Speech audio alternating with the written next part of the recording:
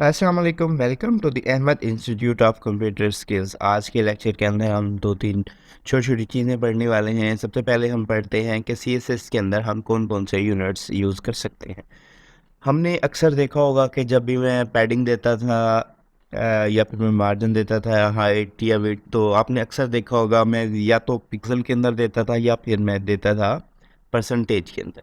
इसके अलावा भी हमारे पास जो होते हैं हमारे पास और भी काफ़ी सारे यूनिट्स होते हैं। अच्छा, जो परसेंटेज और पिक्सल यूज़ किए थे इनको भी हम सीएसएस यूनिट्स कहते हैं। अच्छा, पिक्सल पिक्सल जो होता है ना वो फिक्स होता है, जो परसेंटेज होता है वो आपकी स्क्रीन के साइज़ के लिहाज से होता है।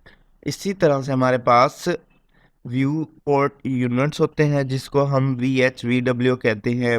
वो भी आपके डिपेंड कर रहे होते हैं कि स्क्रीन का साइज़ कितना है। अगर आपने 100% रखा है, आपकी स्क्रीन का साइज़ 768 है, तो वो क्या होगा 768 की पूरी जगह ले लेगा। अगर आपका स्क्रीन का साइज़ 1200 है तो वो उस हिसाब से एरिया ऑक्यूपाई करेगा। इसी तरह से हमारे पास ईएम, आरईएम होता है।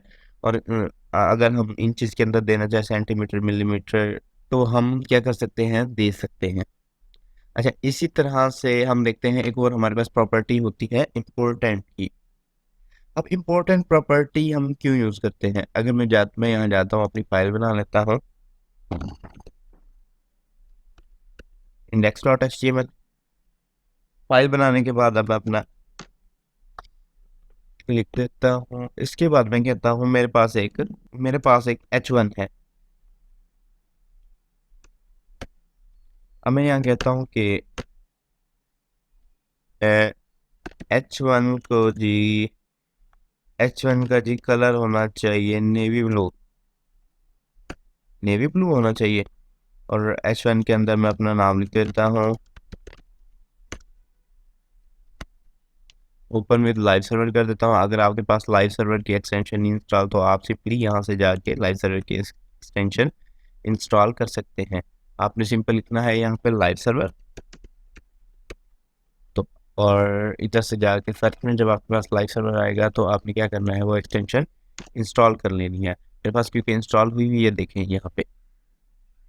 तो आपने क्या करना है, ओपन विद लाइव सर्वर कर देना है। अब ये क्या होगा, लाइव सर्वर के अंदर ओपन हो जाएगा।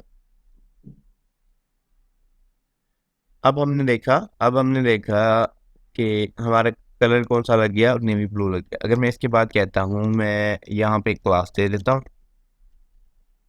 क्लास को नेम दे देता हूँ h1 का। और अब मैं यहाँ पे जाता हूँ .h1 क्लास। अब इसको मैं कलर दे देता हूँ एक्वा। तो अब आपको देखने को मिलेगा कि यहाँ पे एक्वा कलर क्या हो जाएगा, इंप्लीमेंट हो जाएगा। क्यों? क्योंकि एक्वा कलर हमारे पास बाद में लिखा हुआ है हमने, और नेवी वाला पहले लिखा है। अगर मैं चाहता हूँ कि नेवी ही आए, इसके बाद कोई भी कलर कोई देना चाहे ना ही आना चाहिए, तो उसके लिए मैं यहाँ पे प्रॉपर्टी लिखता हूँ इम्पोर्टेंट की। जब मैं यहाँ पे इम्पोर्टेंट की प्रॉपर्टी लिखूंगा तो वो कंसीडर करेगा कि सबसे ज़्यादा इम्पोर्टेंट क्या है, ये वाला कलर। ठीक है, तो आप देखेंगे यहाँ पे इसका कलर क्या हो गया, नेवी ब्लू हो गया। तो इस तरह से ये हमारे पास प्रॉपर्टी होती है इम्पोर्टेंट की। इसके बाद हम देख लेते हैं मैथ फंक्शन। अच्छा, मैथ फंक्शन के अंदर अगर मैं कहता हूँ 100% के अंदर से अगर मुझे 20 पिक्सल कम करने हैं या प्लस करने हैं, तो उसके लिए हमें कैलकुलेशन का फंक्शन यूज़ करना पड़ता है। विड्थ के अंदर मैं कहता हूँ जो मेरी विड्थ है ना, वो कम होनी चाहिए 100% -20 पिक्सल, तो वो हर स्क्रीन के अकॉर्डिंगली सेट कर लेगा 100%। अगर लेट्स सपोज आपकी 100% स्क्रीन आपका साइज़ 1200 है और इसका साइज़ 1200 है आपका, तो उसमें से क्या करेगा, 20 माइनस कर देगा। अगर आपकी स्क्रीन का साइज़ होगा जी 768, तो तब भी उसमें से 20 माइनस करेगा। अगर 368 होगा या 320 होगा, तब भी इसके अंदर से क्या करेगा, 20 माइनस कर देगा। इसी तरह से अगर दो वैल्यू के दरमियान से अगर आपने मिन निकालना है या मैक्स निकालना है, तो वो भी यूज़ कर सकते हैं। Round, floor and ceiling function भी आप क्या कर सकते हैं, यूज़ कर सकते हैं। तो आज के टॉपिक के लिए इतना ही। इंशाल्लाह मिलते हैं अगले लेक्चर के अंदर, जिसके अंदर हम रिस्पॉन्सिवनेस के बारे में पढ़ेंगे। तब तक के लिए अपना ख्याल रखिएगा। अपने इस चैनल को लाइक कीजिए, सब्सक्राइब कीजिए, और बर वक्त मालूमात के लिए बेल आइकन को प्रेस कीजिए।